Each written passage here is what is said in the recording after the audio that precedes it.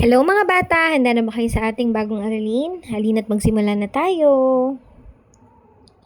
Ang ating mensahe ngayong araw na to ay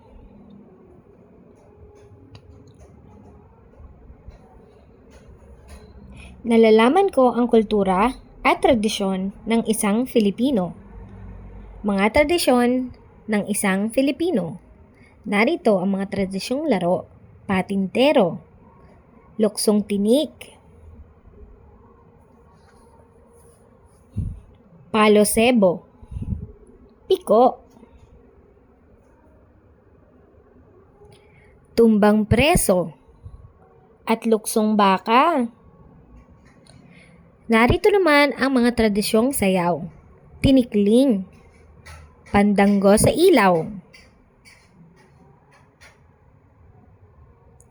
itik-itik, at singkil.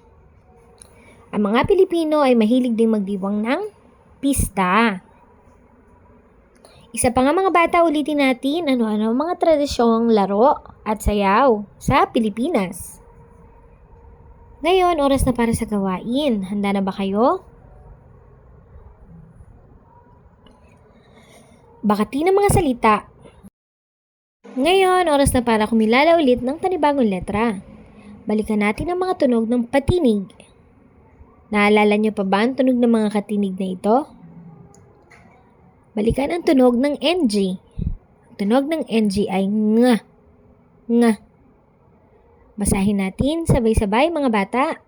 Kayang-kaya niyo yan. Sa anong pantig ng NG mayroon ang larawan? Banga. Banga. Pabango. Pabango. Nganga. Nganga. Nguya. Nguya. Sanga. Sanga. Ngayon, oras na para bumilang mga bata. Ilan kaya ang bilang ng mga bagay?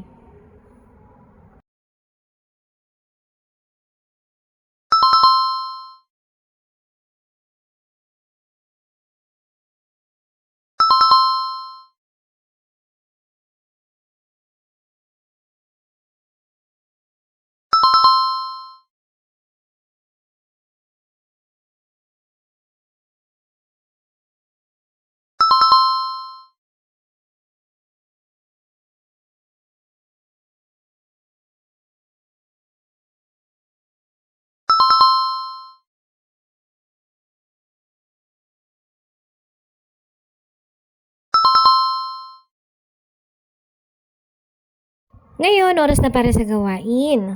Isulat ang mga bilang sa loob ng bilog.